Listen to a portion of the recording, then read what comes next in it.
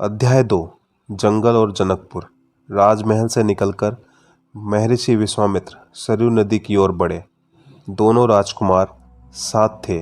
उन्हें नदी पार करनी थी आश्रम पहुंचने के लिए।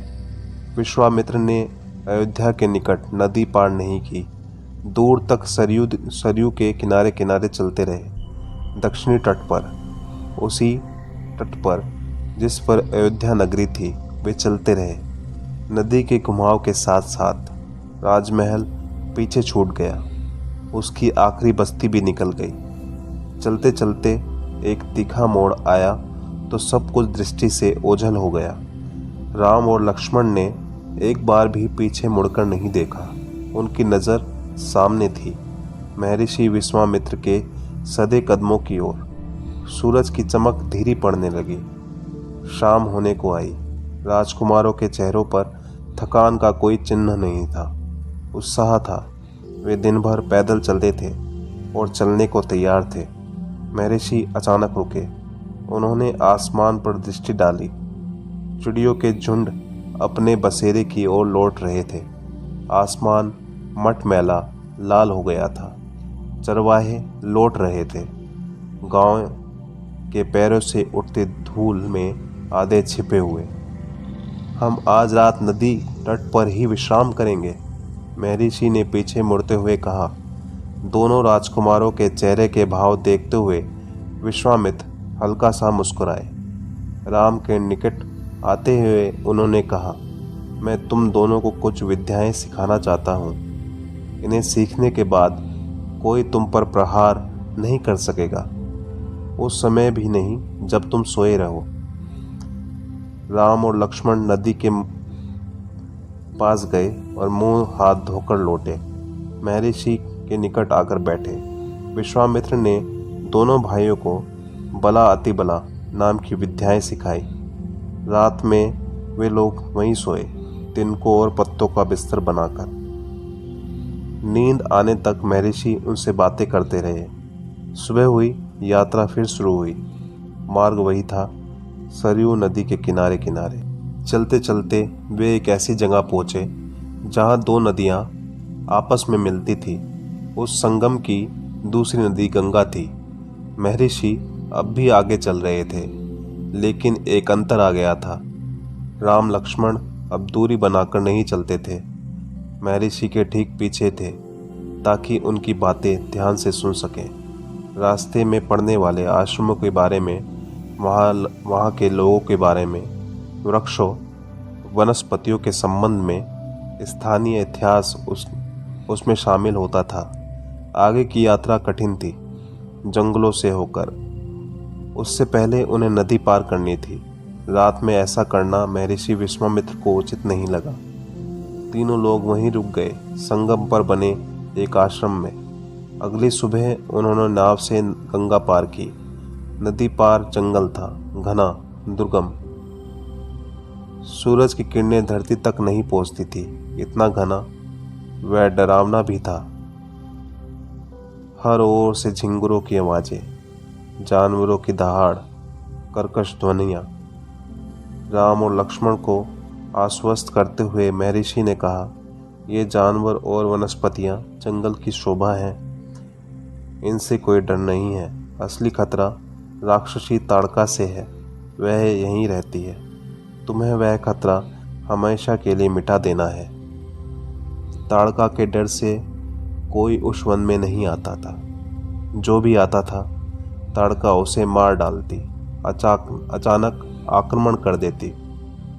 उसका डर इतना था कि उस सुंदर वन का नाम ताड़का वन पड़ गया था। राम ने महर्षि की आज्ञा मान ली, धनुष पर प्रत्यंचा चढ़ाई और उसे एक बार खींचकर छोड़ा। इतना ताड़का को क्रोधित करने के लिए बहुत था। टंकार सुनते ही क्रोध से बिलबिलाई ताड़का गरजती हुई राम की ओर दौड़ी। दो बालकों को देखकर उसका क्रोध और भड़क उठा। जंगल में जैसे तूफान आ गया। विशालकाय पेड़ कांप उठे, पत्ते टूटकर इधर उधर उड़ने लगे। धूल का घना बादल सा छा गया, उसमें कुछ दिखाई नहीं पड़ता था। फिर ताड़का ने पत्थर बरसाने शुरू कर दिए। राम ने उस पर बाण चलाए, लक्ष्मण ने भी निशाना साधा। ताड़का बाणों से घिर गई। राम का एक बाण उसके हृदय में लगा, वह गिर पड़ी, फिर नहीं उठ पाई। विश्वामित्र प्रसन्न हुए, उन्होंने राम को गले लगा लिया। उन्होंने दोनों राजकुमारों को 100 तरह के नए शस्त्र दिए, उनका प्रयोग करने की विधि बताई, उनका महत्व समझाया। महर्षि का आश्रम वहां से अधिक दूर नहीं था, लेकिन तब तक रात हो चली थी। विश्वामित्र ने वह दूरी अगले दिन तय करने का निर्णय लिया। ताड़का मर चुकी थी, उसका भय नहीं था। तीनों ने रात वहीं बिताई, ताड़का वन में, जो पूरी तरह भय मुक्त था। सुबह जंगल बदला हुआ था। अब वह ताड़का वन नहीं था, क्योंकि ताड़का नहीं थी। भयानक आवाज़ें गायब हो चुकी थी, पत्थर से गुजरती हवाएं थी, उसकी सरसराहट का संगीत था, चिड़ियाओं की चहचहाहट थी, शांति थी। तस्वीर बदल गई थी। सिद्धाश्रम का अंतिम पड़ाव था, महर्षि का आश्रम। रास्ता छोटा भी था, मनोहारी भी। प्राकृतिक सौंदर्य का आनंद लेते हुए तीनों लोग जल्दी ही आश्रम पहुंच गए। आश्रम वासियों ने उनकी आगवानी की, अभिनंदन किया। उनकी प्रसन्नता दुगनी हो गई थी। महर्षि विश्वामित्र ने आश्रम लौटने की खुशी, राम लक्ष्मण के आगमन का सुख। विश्वामित्र यज्ञ की तैयारियों में लग गए। अनुष्ठान प्रारंभ हुआ। आश्रम की रक्षा की जिम्मेदारी राम लक्ष्मण को सौंपकर महर्षि आश्वस्त थे। अनुष्ठान को अपने अंतिम चरण में था, पूरा होने वाला था कुछ ही दिनों में। 5 दिन सब ठीक ठाक चलता रहा, शांति से, निर्विघ्न। लगता था कि राजकुमार की उपस्थिति ने ही राक्षसों को भगा दिया है। राम और लक्ष्मण ने यज्ञ पूरा होने तक न सोने का निर्णय किया। वे लगातार जागते रहे, चौकस रहे, कमर में तलवार, पीठ पर तरकश, हाथ में धनुष, प्रत्यंचा चढ़ी हुई, हर स्थिति के लिए तैयार। अनुष्ठान का अंतिम दिन अचानक भयानक आवाजों से आसमान भर गया। सुबाहु और मारीच ने राक्षसों के दलबल के साथ आश्रम पर धावा बोल दिया। मारीच क्रोधित था, यज्ञ के अलावा भी इस बात से कि राम लक्ष्मण ने उसकी मां को मारा था, ताड़का को। राम ने राक्षसों का हमला होते ही कार्यवाही की, धनुष उठाया और मारीच को निशाना बनाया। मारीच बाण लगते ही मूर्छित हो गया। बाण के वेग से बहुत दूर जा गिरा, समुद्र के किनारे। वह मरा नहीं। जब होश आया तो उठकर दक्षिण दिशा की ओर भाग गया। राम का दूसरा बाण सुबाहु को लगा, उसके प्राण वहीं निकल गए। सुबाहु के मरने पर राक्षस सेना में भगदड़ मच गई। वे चीखते चिल्लाते भागे।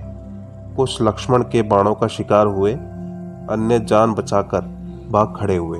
महर्षि विश्वामित्र का अनुष्ठान संपन्न हुआ।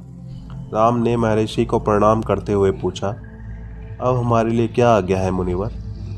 महर्षि ने राम को गले लगाया, कहा, हम लोग यहाँ से मिथिला जाएंगे, महाराज जनक के यहाँ, विदेहराज के दरबार में। मैं चाहता हूँ कि तुम दोनों मेरे साथ चलो, उनके आयोजन में हिस्सा लेने। महाराज के पास एक अद्भुत शिव धनुष है, तुम भी उसे देखो। राम और लक्ष्मण अगली यात्रा को लेकर उत्साहित थे। नए स्थान देखने और जानने का अवसर। सोन नदी पार कर विश्वामित्र मिथिला की सीमा के पास पहुंचे। अपने शिष्यों और राजकुमारों के साथ वे गौतम ऋषि के आश्रम से होते हुए नगर पहुंचे। राजा जनक ने महल से बाहर आकर विश्वामित्र का स्वागत किया। तभी उनकी दृष्टि राजकुमारों पर पड़ी। विदेहराज चकित रह गए, वे स्वयं को रोक नहीं पाए। महर्षि से पूछा, ये सुंदर राजकुमार कौन है? मैं इनके आकर्षण से खिंचता जा रहा हूँ। ये राम और लक्ष्मण हैं, महाराज दशरथ के पुत्र। मैं इन्हें यहाँ साथ लाया हूँ आपका अद्भुत धनुष दिखाने। विदेहराज ने महर्षि और उनके शिष्यों और राजकुमारों के ठहरने की व्यवस्था की, एक सुंदर उद्यान में। अगले दिन सभी आमंत्रित लोग, ऋषि मुनि और राजकुमार यज्ञशालाओं में उपस्थित थे। वहां महर्षि ने वीर धनुष का उल्लेख किया। महाराज जनक ने अपने अनुचरों को आज्ञा दी, शिव धनुष को यज्ञशाला में लाया जाए। शिव धनुष सचमुच बहुत विशाल था, लोहे की पेटी पर रखा हुआ था। पेटी में पहिए लगे थे, 8 पहिए। उसे उठाना लगभग असंभव था। पहियों के सहारे खिसकाकर उसे एक से दूसरी जगह ले जाया जाता था। अनुचर मुश्किल से ही उसे खींचते हुए यज्ञशाला में ले आए। धनुष देखते ही विदेहराज एक पल के लिए उदास हो गए। उन्होंने कहा, मुनिवर, मेरी प्रतिज्ञा थी कि अपनी पुत्री सीता के विवाह के संबंध में जो यह धनुष उठाकर उस पर प्रत्यंचा चढ़ा देगा, उसी के साथ सीता का विवाह होगा। अनेक राजकुमारों ने प्रयास किया और लज्जित हुए। उठाना तो दूर, वे इसे हिला तक नहीं सके, प्रत्यंचा क्या चढ़ाते। विदेहराज का संकेत समझकर महर्षि विश्वामित्र ने राम से कहा, उठो वत्स, यह धनुष देखो। राम ने सिर झुकाकर गुरु की आज्ञा स्वीकार की, आगे बढ़े। पेटी का ढक्कन खोल दिया। राम ने पहले धनुष देखा, फिर महर्षि को।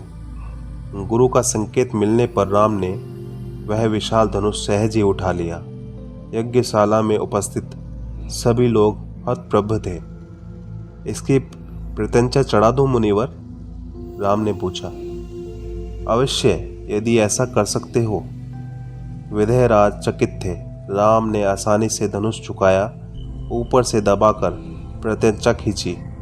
दबाव से धनुष बीच से टूट गया। उसके 2 टुकड़े हो गए, बच्चों के खिलौनों की तरह। यज्ञशाला में सन्नाटा छा गया। सब चुप थे, एक दूसरे की ओर देख रहे थे।